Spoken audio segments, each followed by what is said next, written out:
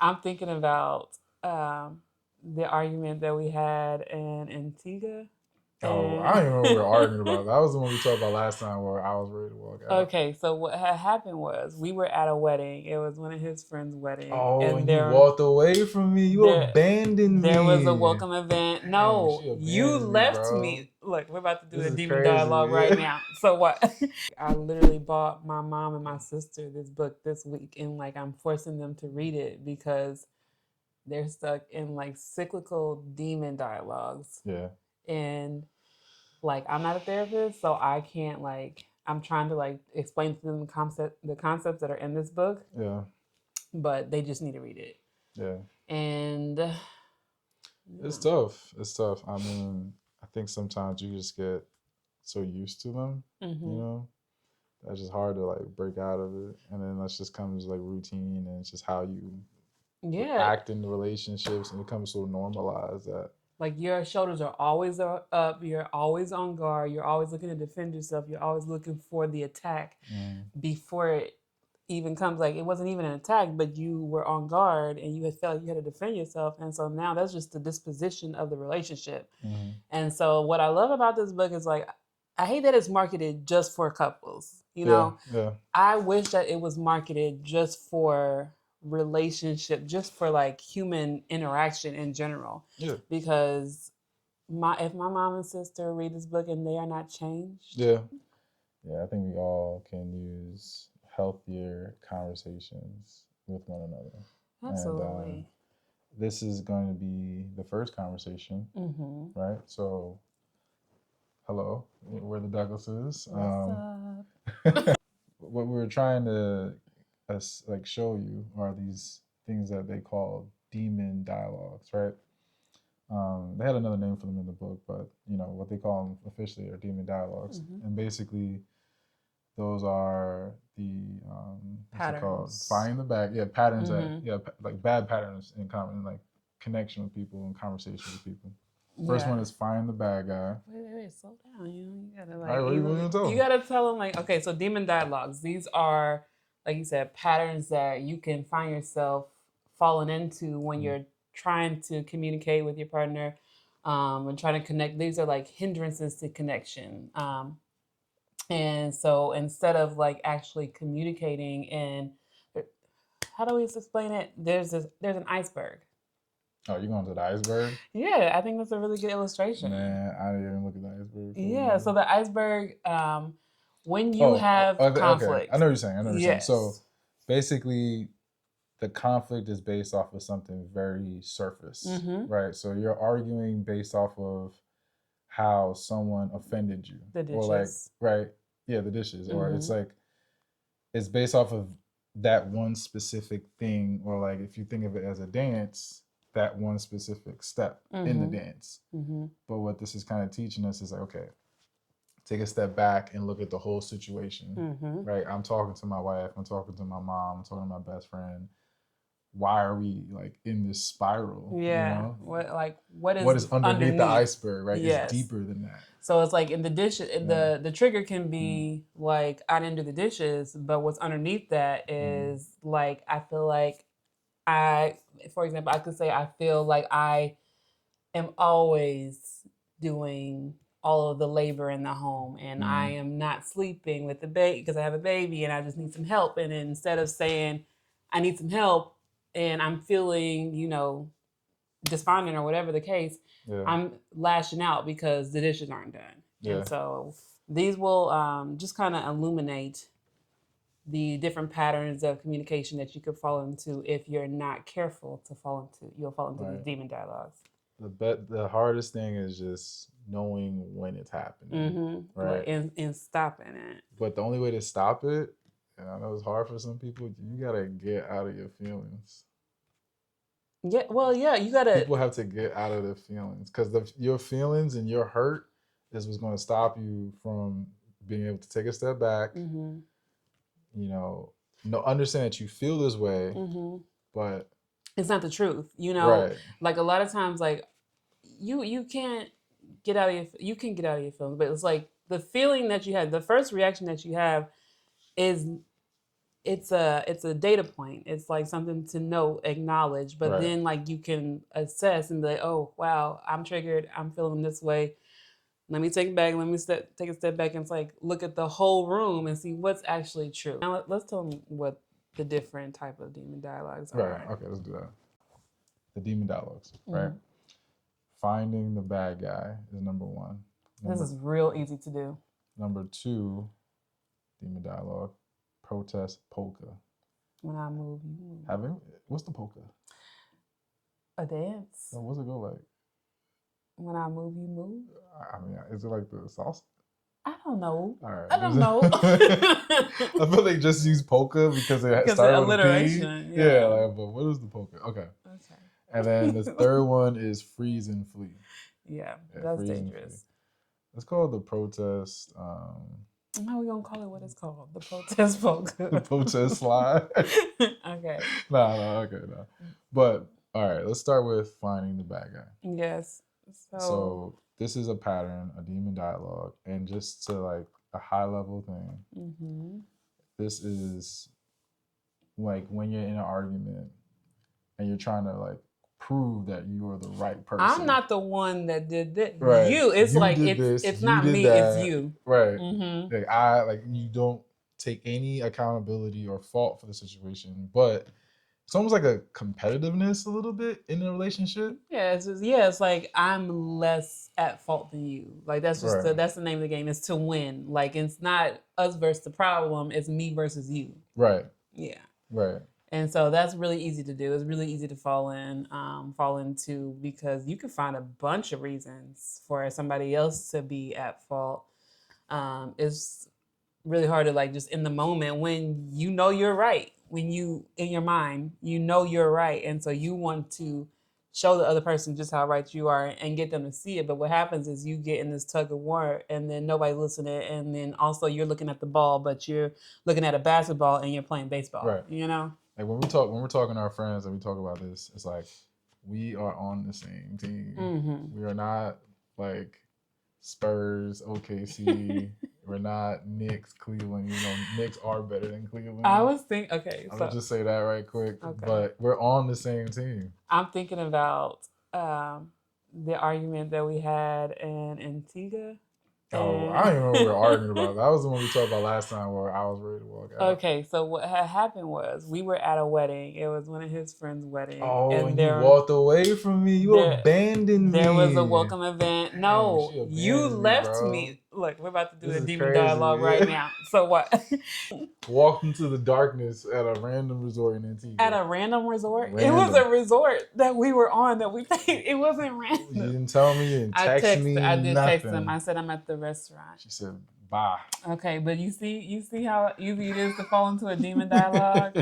Yeah. And so that is like a good example. Like we were back and forth. Like you said you would be right back. It was raining. Yeah, I was you mad. left me. Like, I was mad. It wasn't like about her leaving. I felt like she kind of just didn't take my like reaction into account. Like I don't know, like, you know, you think about a man in a relationship, I was really on that, you know, like you should have told me where you were going. Like I'm protective. I want to make sure you're okay. Yeah. And I just felt like you didn't really think about that. And then we have conversations about this now. Like I like to know where you are. Yeah. And I just felt abandoned under a tent. You know? So there was like, she does not like to be alone for too long. Like if I go to the bathroom, she'll like wander off. Like she'll like, if I like go somewhere, I notice this and I'll say, hey, I'll be right back.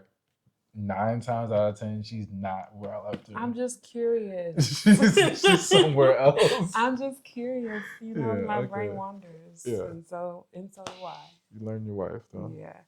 So that's a good example of finding the bad guy. Yeah. And that blew up, and it actually went to the next step. It was a protest polka. Yeah, that was bad. Yeah, I kind of, I think you shut down that night. And I don't want to get to protest poker, but like we could continue off that next. But let me just like touch on a couple of points that I saw from the book. Finding the bad guy is really about self-protection, right? It's really about like protecting, if I had to think of a way to say it, protecting your brand. Like I didn't do anything wrong, you know what I mean? Like I'm not the bad guy, right? Like I have to protect myself from being viewed this way. You know, it's almost like when people you get into an argument with your girl, and then like your friends might get involved somehow, and you like ended up like reaching out to your friends Yeah, first because to why try would and you do tell that? them that, hey, Oh, I okay. did this, and Okay. you know, just so you can like prep the scene for when they find out, so you can say, hey, I'm not the bad guy. Mm-hmm. I think that's like the perfect example of like Mm-hmm. pointing like the bad guy. Just relating this back to the Bible, you can think about Adam and Eve in the Garden of Eden. That's exactly what happened. When Eve took a bite of the apple, what did Adam do? He just said, she did it, but God told. But God gave the instruction to Adam. Yo, he threw Eve under the bus. Yes, like, no accountability. That was Let's bad. talk about it. And it says in the scripture that he was right there the whole time. It was almost like your homie going there and someone's about to sin, do something, steal something from the store, and you just watching them do it. And then when they leave and you get caught, it's like, oh, it was his idea. Like, why didn't you do anything about it? You know? Yeah. Especially like that's your wife. You know? So I don't know. But yeah, it's important to stop the dance. No one's a bad guy. You know, look at it from a high level view. Just say, hey, I love you. You're my wife. I don't want to have this back and forth with you. You can talk about it maturely. It's like I felt this way when you did this. What do you call those things? So hard. iMessages. I feel when I need. Right. You know. So you could have said, I feel, hurt when you leave me. Right. I need for you to let me know when you're going. Right. And I could say, I understand that. Yeah, it's all an attachment thing, right? Yeah. It's all like this all stems from attachment stuff a lot of the time. Yeah. So that's a good way. iMessages, and we can talk about that if you guys are interested in iMessages. And don't bring up old stuff. Like, it's so easy to do, though. Don't bring up old stuff. There's so much evidence. It's all about the present moving forward. Yeah. If you're bringing up things from the past, that means that you didn't address them in the past, and that's a problem. Yeah. You shouldn't be like bringing those things up in an argument today. Yeah, unless. Unless what? Okay, something, you don't also. I'm a slow processor, so it's like some things, like if I've thought about it and I want to express it in a healthy way, it doesn't mean like just like never bring up anything in the past, but like I'm talking about like if it's already been resolved. Last year, like we talked about this. If it's already been resolved. Yeah, okay. You know what I mean? And you're bringing it back up like to add to your argument today. Okay, that's fair. That's toxic. Okay. That's toxic. What's the next? The next one is protest polka. So protest polka is when I move, you move. Right. All right. So protest polka, right? The main thing with protest polka is that say like, okay, in instance, she left, right? That's like something she did, and it's causing me to withdraw. It's basically saying, I offend you, and you withdraw, right? Because you're like, oh, I don't want any drama, like I don't want to argue, and so you kind of just become reserved and you become emotionless, right? Someone like me, I like connection, right? So like if you're withdrawing from me, I have two things that I can do. Either I withdraw myself, or I start pursuing, whether it be like offensively or just like because I just want some type of connection from you. I just want a response from you. So I'm like fiending for a response. And I feel like this was an issue very early in our relationship because I told y'all I'm avoidant, and so it's like I would be really quick to withdraw, and Brian would be quick to pursue, and it'd be like I'll shut down because like I don't want to engage, and so that's like the the ARE, that checklist that we went through on the last video. But it's like, no, I wasn't available to be engaged because I couldn't handle the conflict. Yeah. And so that's a protest polka, where one partner is pursuing, the other is withdrawing. Yeah. And those roles can change, at any time. Right. And then, yeah, exactly. Then you can pursue and I can withdraw. Like it's just like a back and forth type of thing. But I know for myself, like what was hard for me was that, like when you withdraw from me, like, and I know it's kind of like I'm not comfortable. Mm-hmm. You know, I'm not like, I don't feel safe. Yeah, and like for me, like with initially with conflict, I didn't feel safe. But what I've learned to do, and what we've learned to do, um, is like in the moment, like if I sometimes I still just can't engage because I'm a slow processor. I need a moment. I need time because my mouth can be very sharp, and I don't want to hurt my man's That is feelings. the exception. You know, so I'll be like, honey, I hear you. We will have this discussion, but just give me a moment. You know, and and that's so the solution. yeah, instead of just like I used to walk out the door. Yeah, or walk away. Right? In Antigua, Yeah. So I'm just saying, that's the protest polka. And so like, yeah, it's just I feel better when we're like in those situations when you just tell me how you're feeling in the moment. And even if you say, hey, we can't talk right now, that still leaves the door open for me to feel like, okay, like she still cares. It's just like she has to process. But when it's almost like you slam the door and it's like no explanation, I think that's when people are like, well, like in my, I don't know what was it, secure or whatever. I don't know. Yeah, that makes me anxious. And then sometimes I would just be like rude or like I'll be more offensive just because like, okay, I'm gonna get you to respond to me. Yeah. You know? And I'm glad that we're past those days. And also I will say that over the years, like I have gotten so much better at like needing less time to process and just saying like how I'm feeling in the moment. Because I know that like when I know like we gang, you're not going nowhere. And like also I can tell you like in the moment, like I feel like for example, we got this baby. Can I say one thing though? Yeah. I don't want to it all, but the reason why you feel that way is because I didn't make it safe for you. You know what I mean? So like it all kind of stemmed from my original offense to you, right? So I just want to say like that's how it is with polka. Like I offended her, and then she offends me by avoiding. So it's like two different types of offenses, but it's going back and forth. It goes back and forth. It's going back and forth. And I think just an example of us acknowledging or being able to stop this game in its tracks. Because I posted about it on Instagram. It was like in the moment when you were, you know, just feeling all fresh, coming back from the gym, and I was like really tired from dealing with this baby. And now you're in the gym. Yeah, now I'm in the gym. But making videos and enjoying it. Yeah, I understand. I get it now. But like I was able to like just kind of like process myself like in the moment, like, oh, okay, I'm feeling I could easily say like you don't, you know, I could offend you and be like you don't deserve to go to the gym or whatever, but I like can acknowledge, you know, that I was about to start a demon dialogue and like just contain it before it gets to that point. I'm glad you told me. You gotta like have open communication. Yeah. Because when you don't have open communication, you know, that's when things start falling apart. And then like, okay, then it continues. And so I either withdraw or I continue to offend, and she withdraws more.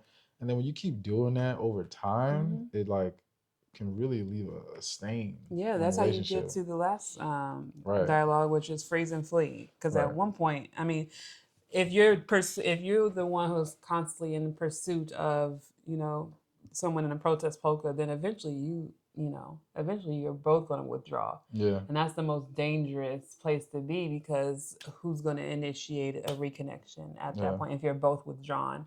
And so that's why it's really important to acknowledge these dialogues, acknowledge, you know, when it's happening so that you don't get to a point where you're both withdrawn and you feel like there's no way forward. Yeah.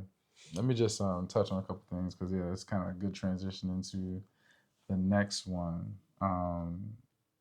But yeah, like some feelings that something things that the person can feel, right? So the person that the one that is pursuing, right? They can feel lonely. They can feel abandoned, isolated. Sometimes in this protest polka, when people say like we're like roommates, that's kind of like what's going on too.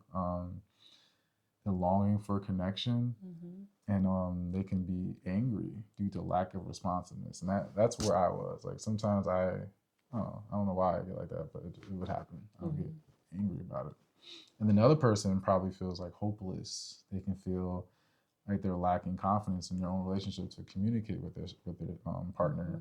They're dealing with negative feelings by shutting down. Yeah. So like if you've ever said, see, this is why I can't tell you anything, or this is why, Right. like that's a good indicator that you're in a protest polka Right. demon dialogue. Right. You know. You feel like, and it usually like it's vice versa. Like Mm-hmm. usually it's the woman that is like pursuing versus the man. I think normally, right? Because like men are usually the ones that are like, I'm Yeah, not, stale, I'm not withdraw. discussing this thing. You know, like Mhm. they're the ones that shut their emotions down and Mhm. withdraw. We got a few friends I know like that. You know, like Mhm. they just like kind of like they're not gonna fight. Yeah. You know, I'm just gonna whatever you say. Mhm. You Yeah. know, that's a form of it because you're shutting down. Uh-huh. You're shutting down. So yeah. So it's important to just call it out. You know, we're on the same team again, and recognize when you're getting caught up in dance. Mhm. And leading into the next one, freeze and flee. Eventually, the person that is pursuing may end up withdrawing also. Mhm. So then it's like, after I'm just like, okay, I'm trying to connect. I'm trying to connect. I'm still not getting anything. I'm getting angry. We get into a really bad argument because now I'm angry and you're withdrawing even more, Mhm. right? And then now I'm like, whatever. Mhm. Why does it matter? Yeah. So you're withdrawn. I'm withdrawn. Now we're It's just gonna take an act of God both withdraw. therapy, or some friends who love you who Yeah. recognize that you're in this Yeah. pattern to get you out of it. And so you want to like just avoid freeze and flee, because like at that point, whose responsibility is it? Like who's gonna make the first move? It's dangerous to get there. Yeah. Yeah. This is a dangerous place. This is where I think divorces happen. Mm-hmm. This is where breakups happen. Like this is where major issues happen because there is a lack of communication. There's a lack of emotion in your relationship. There's a lack of connection in your relationship. So there's really just a detachment between the two. Yeah, the main thing though is that emotional attachment. But there's not as much to discuss here because this is kind of like more obvious. But when you're in this space, you don't want to stay here long. And I think it's just like time to maybe, like you said, go see a therapist, figure out what the root cause of this is, you know. Go on a date. Yeah. You gotta do something to reconnect. When's the last time you guys had sex? You gotta do something to reconnect. Honestly, I mean, I think that's important. Yeah, something to connect. Something to connect.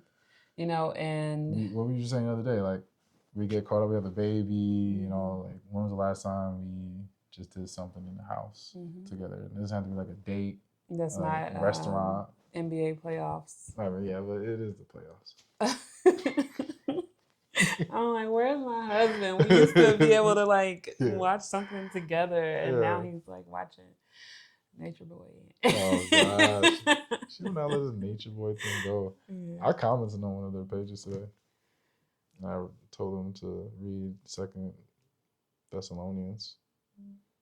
Yeah, you just pray for them, man. They are gone. They called out Christians, and I was like, oh no, I didn't like that at all. I sent you the video. I know, I saw. I didn't like that.